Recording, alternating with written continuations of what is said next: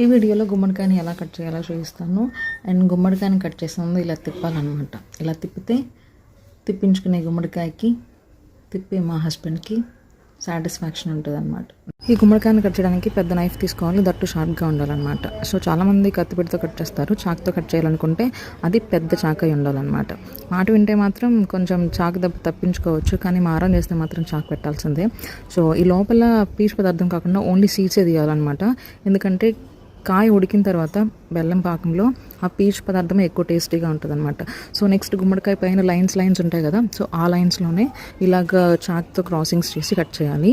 So pieces చూస్తున్నాను కదా, పెద్ద పెద్ద బేస్లా కట్ చేసుకోవాలన్నమాట.